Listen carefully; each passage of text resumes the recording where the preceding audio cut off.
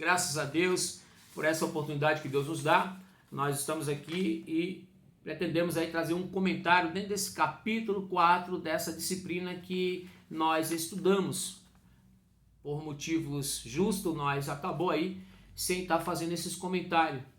Mas graças a Deus deu tudo certo e retomamos aí os nossos comentários. E esse comentário, que é do último capítulo dessa disciplina, que traz aí a princípio a antropologia, que é a ciência que traz aí uma definição do ser do homem, da criação, do ponto de vista bíblico, claro, a gente vai ver aí a hamartiologia. Então, dentro dessa razão, a gente tem nesse último capítulo a força extensiva do pecado. E essa força extensiva do pecado não é outra coisa senão a força do pecado. Então a força do pecado, ela se refere ao poder de atuação, né, nos homens. A força do pecado se refere ao poder do pecado de atuação nos homens, que trouxe grandes consequências. Isso a gente vai ver a gravidade do problema do pecado, além de todas as suas duras e terríveis e imensuráveis consequências. Okay? Então na página 82 a gente vai ver vamos ver aí um objetivo de fundamentarmos nossa reflexão, né? Trazendo aí dois pontos de vista. O primeiro é a natureza pecaminosa em que o homem herdou. Então, o segundo é a triste realidade da morte, né? É a triste realidade da morte como resultado do pecado.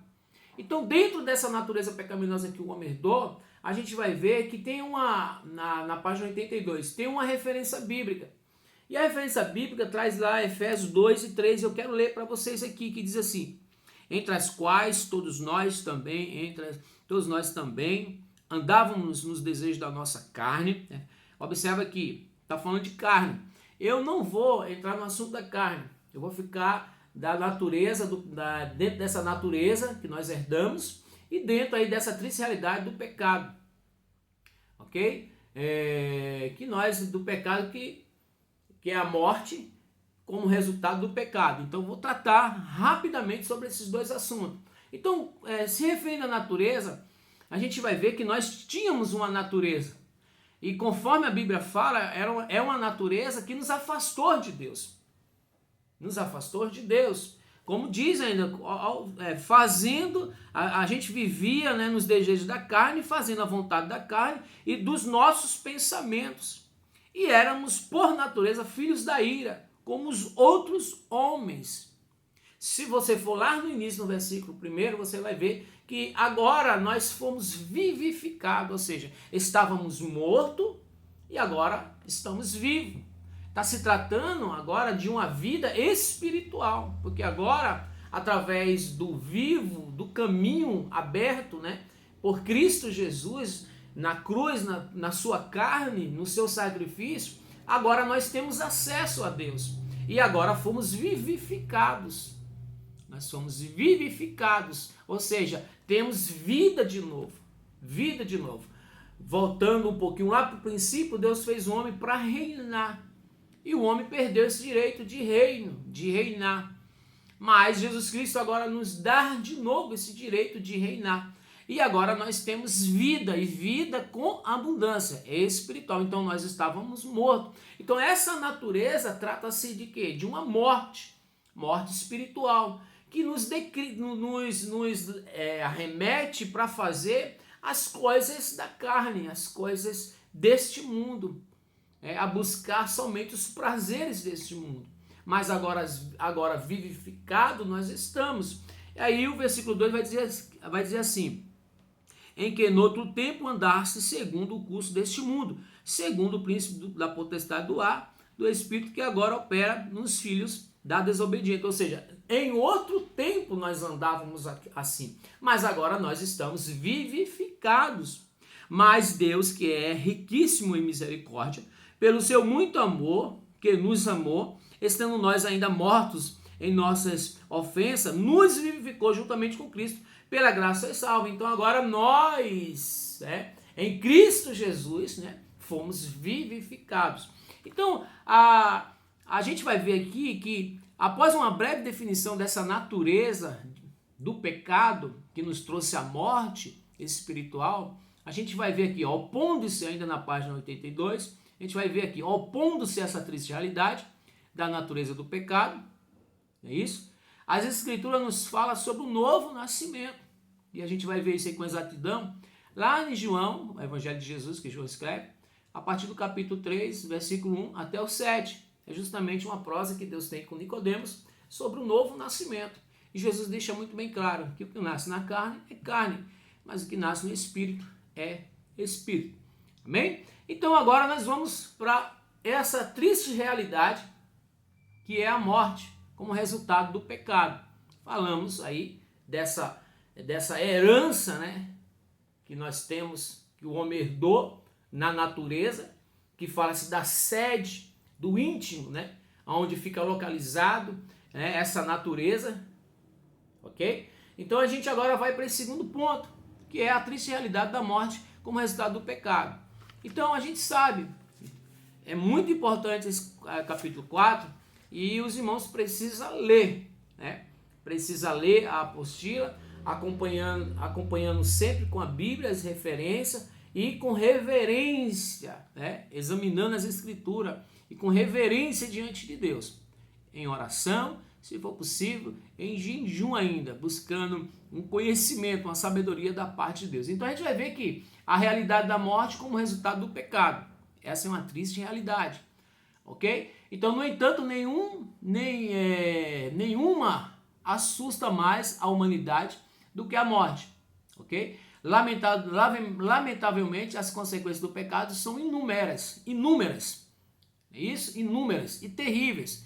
Mas nada nos incomoda tanto, nos afeta tanto do que a morte, ok? Do que a morte. Então a gente vai ver aí que, por exemplo, foi Deus quem falou pela primeira vez sobre a realidade da morte, colocando como resultado do pecado: no dia que tu comeres, tu morrerás. De que morte Deus estava falando? Da morte espiritual. Eu estou na página 86, lá na realidade da morte, na realidade da morte como resultado do pecado. Então foi Deus que associou a morte ao pecado. É isso? A gente vai ver isso aí no segundo parágrafo lá da página 86. E aí a gente vai ver, porque no dia em que dela comer, certamente morrerás. Então, comer o quê? Do fruto da árvore do conhecimento, do bem e do mal. No dia que tu comeres. Então, essa morte associada ao pecado, a princípio Deus é que fala lá no Éden para o homem, ok? Então a gente vai ver aí, primeira morte, a morte física. A Bíblia vai falar de 3 mortes. Então aí, a esse respeito, o apóstolo Paulo diz que, em Romanos 6,23, que o salário do pecado é a morte, não é isso? A esse respeito, Paulo vai falar em Romanos 6,23 que o salário do pecado é a morte. E a Bíblia vai nos falar de 3 mortes. Primeiro, morte física, morte espiritual e morte eterna. E nós precisamos, como alunos teológicos, né, de um curso teológico, ok? Somos até chamados por alguém aí fora de teólogos. Eu não me comparo, jamais eu vou estar andando por aí, né,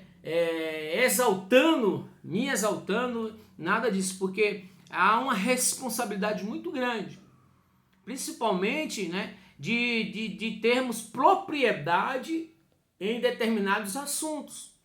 Então você que é um aluno do curso teológico, dentro desse assunto você precisa ter resposta para aqueles que te indagam.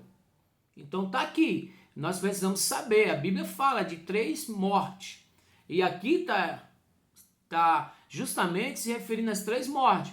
Morte física, morte espiritual e morte eterna. Então a gente vai ver aqui uma definição de morte física, uma definição de morte espiritual e uma definição de morte eterna com referência bíblica, te abalizando bicamente para você ter respaldo para pregar a palavra de Deus e dar resposta, ok? Então tá aí, são 3 definições muito importantes, é muito bom. Não vou estar aqui lendo porque os irmãos, a gente tem um tempo de comentário, eu não quero me exceder. Então tá aí, é um assunto muito importante. A gente vai ver aí que essa triste realidade, que é a da morte, e aí a gente fala nesses 3 tipos de morte, a última é eterna. Depois a gente vai ver a extensão do pecado, ok? A extensão do pecado, vai trazer de novo a ideia da extensão, né? A tentação como prova da extensão do pecado, outras provas bíblicas sobre a extensão do pecado. Então é muito bom se você mastigar bem esse último capítulo, né? Trabalhar ele bem, porque esse último capítulo ele traz ciência dentro da hamartiologia, principalmente dentro dessa proposta da força extensiva do pecado, que é a força do pecado. Então a gente vai ver o pecado da blasfêmia contra o Espírito Santo. A gente vai ver que blasfemar contra o Espírito Santo é tudo aquilo que é atribuir ao diabo aquilo que Deus faz, ok? Aquilo que o Espírito Santo faz, atribuir ao diabo. Isso é blasfêmia contra o Espírito Santo e não tem perdão. Quando a pessoa chega, a gente vai ver os fariseus fazer isso. Quando a pessoa vem fazer isso, ele está com a mente totalmente cauterizada.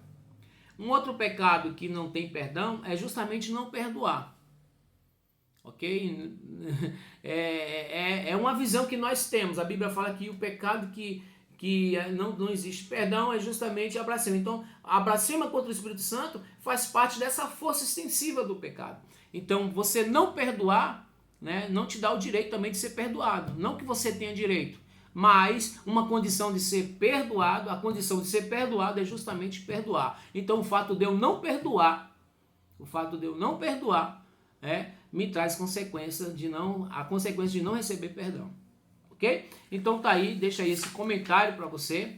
Espero que você venha aí ter um entendimento, né, melhor. A ideia desses nossos comentários justamente é aguçar, trazer aí um respaldo dentro dessa disciplina que nós estamos estudando, ok? Deus abençoe a todos. Finalizamos aí então essa disciplina que é a hamartiologia, que a princípio vai trazer aí a antropologia. E eu vou até mais além. A princípio ela traz também a teontologia. Não foi colocado aqui porque nós temos um estudo à parte, né, de teontologia, que é o estudo do ser da pessoa de Deus. Não que se explique Deus, mas dentro de uma visão que a Bíblia nos mostra, que o próprio Deus nos dá, nós temos essa disciplina, ok? Teontologia, assim como nós também temos a disciplina da pneumatologia, como a cristologia, que fala aí das 3 pessoas. Não é uma trindade de Deus, mas uma trindade de